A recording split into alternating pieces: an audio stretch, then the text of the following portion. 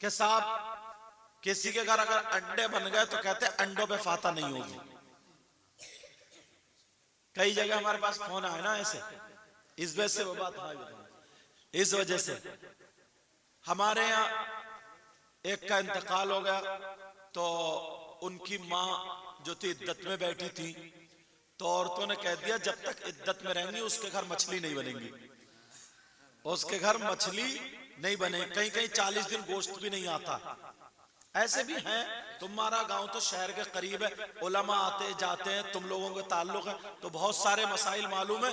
बाज गांव में तो बिल्कुल निपट है, आपको पता नहीं, मैं तकरीर करने जाता हूं, बाज गांव में तो उन्हें पता ही नहीं। अल्लाह अल्लाह कहते कि अंडों पर फाता नहीं, और बोलते कि मछली बनी है तो उस पर भी फाता नहीं। एक से मैंने पूछा भाई मछली पे फाता क्यों नहीं, तो बोले वो कोई हलाल थोड़ी है। तो मैंने कहा हलाल नहीं है तो फिर तुम्हारे लिए खाना जायज कहां से? भाई हलाल चीज अगर नहीं है तो खाना भी जायज नहीं।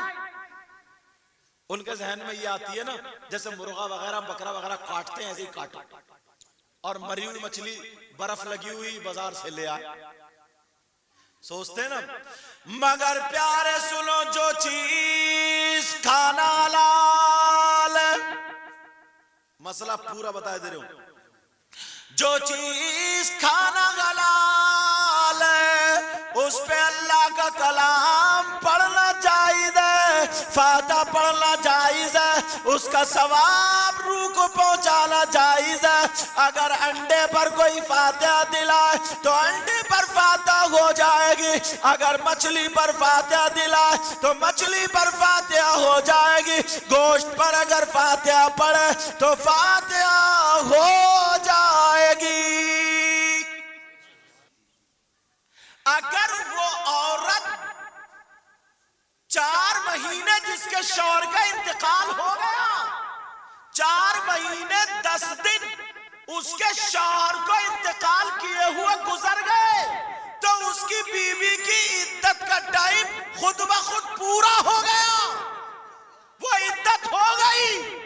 हाँ, अगर वो बेपर्दा घूमती रही, उस बेपर्दगी का उस पर गुनाह होगा, वो चीज अलग है। अगर उसने कोई गलत काम किया, जंगलों में फिरती रही, इसका गुनाह उसको मिलेगा, उस गुनाह की सजा उसे मिलेगी, मगर इद्दत का टाइम पूरा हो गया। समझ में आ गई? अब अगर कोई जवान बच्ची थी, उसके शौहर का इंतकाल हो गया, इंतकाल के बाद 1 साल गुजर गया, वो निकाह करना चाहती है, तो गांव वाले कह देते इसका निकाह नहीं होगा, इसने इद्दत नहीं करी। क्या कहते हैं वो लोग? अब मोहल्ले से मुझे बताओ इद्दत करी नहीं करी, तो कहते नहीं करी। वो समझ रहा है इद्दत करने मतलब एक कमरे में पड़ी रहो, वो समझ रहा है एक कोने में पड़ी रहो तो इद्दत होगी। इद्दत का मतलब है 4 महीने 10 दिन गुजर जाए। वल्लदीना यतरब्बसूना वल्लदीना यतवफ़ौना मिनकुम अज़वाजा, और कुरान में अरबाता अशहुर व अशरा, 4 महीने 10 दिन गुजर गए, चाहे वो कोने में बैठी या नहीं बैठी। कोने अगर वो पर्दे से रही, अल्हम्दुलिल्लाह अच्छा काम किया उसने, पर्दे से नहीं रही, गलत काम किया, तो इस गलत काम की उसको सजा मिलेगी। समझ में आ रही? लोग समझते कि इद्दत के टाइम ही पर्दा है, इद्दत के बगैर भी औरत के लिए पर्दा है, इद्दत के अलावा भी औरत के लिए पर्दा है। मगर जब इद्दत होती है, इद्दत का टाइम होता, तो वो औरतें उसके बाद टूट पड़ती है, नहीं बाहर मत जाइए, दवा लेने मत जाइए, सर में तेल मत डालिए, फिर मसले निकलते हैं, घर में मछली नहीं बनेगी, अंडों पे फाता नहीं होगी। और तुम्हारे यहाँ कोई और ऐसा कोई नया मसला अगर हो जो मुझे पता नहीं हो, तो वो पूछ सकते हो। कुछ चीजें ऐसी होती है ना गाँवों में, ऐसी होती है चल रही, जैसे उधर दिल्ली के इलाके में जो मेवाती लोग रहते हैं, मेवात है ना उधर, उधर रहते हैं, तो मसला आया, वहां ये चली कि अगर कोई तैमत, वो लोग लुंगी बांधते, ज्यादातर तैमत बांधते हैं, तो मसला ये है कि अगर कोई तैमत बांध ले और उसके नीचे नेकर ना पहने तो उसकी नमाज नहीं होगी। वहां ये मसला चल रहा, समझे? मैंने कहा ये गलत है। बोले बगैर रुमाली वाली चीज अगर पहन ली तो नमाज नहीं होगी, ये भी गलत है। फर्ज जो है वो छुप जाए, यहां से लेकर के यहां तक छुप जाए, चाहे वो चादर से छुपाओ, जुब्बे से छुपाओ, समझ में आ रही है, या तहमत से छुपाओ। ऐसा नहीं है कोई तहमत पहने तो नेकर पहनना जरूरी है। नेकर इसलिए लोग पहनते हैं क्योंकि तहमत का घेरा बड़ा हुआ होता है, हवा हुआ अगर खुले तो बेपर्दगी ज्यादा ना हो, समझे, इसलिए लोग पहनते हैं, वो और ज्यादा बेहतर है। मगर ऐसा नहीं है कि नमाज नहीं होगी। तो उधर ये मसला जब आया तो हमने कहा नमाज तो हो जाएगी। अब उन लोगों को बड़ा ताज्जुब, अल्लाह अल्लाह, अगर कोई ऐसी बात हो तो बता देना, पूछ लेना, मैं तो अपने एतबार से बात कर रहा हूं, बता रहा हूं। अब सुनो प्यारे सुनो, अगर किसी के बाप का इंतकाल हो जाए, अगर किसी की माँ का इंतकाल हो जाए तो औलाद को क्या करना चाहिए? अगर कमा रखा है तो आलिमों से पूछ करके ये करे, हजरत हमें क्या काम करे, तो कभी 500 रुपए कहीं नेक काम के लिए लगवा दिए, जब तक वो जारी रहेगा तो इधर उसके बाप की रूह को सवाब मिलता रहेगा। समझ में आ रही? और अगर बगैर रुपये, बगैर पैसे, बगैर दौलत के मैंने इतना अच्छा काम बता दिया कि शायद कोई भी अपने माँ बाप को महरूम नहीं रख सकता।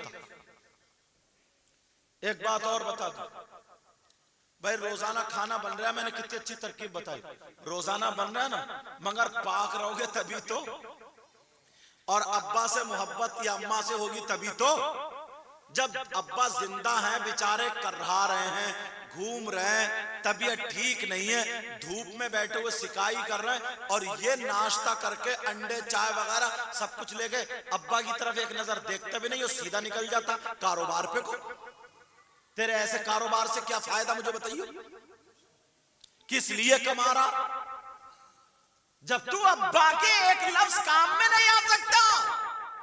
और दिखावा इतना चल गया, दिखावा इतना चल गया, अब्बा को आके पूछा नहीं, कई महीने पड़े रहे, बर्बाद हो गए बेचारे, धूप में बैठे, इधर आधर परेशान है, कभी बहू से चाय ले ली, कभी किसी से, अब्बा जिंदगी गुजार। अब अगर अब्बा का इंतकाल हो गया, तीजा बहुत भारी कर रहा, ताकि समाज में पता चल जाए, लोगों को मालूम हो जाए कि ये बड़ी मोहब्बत करता था,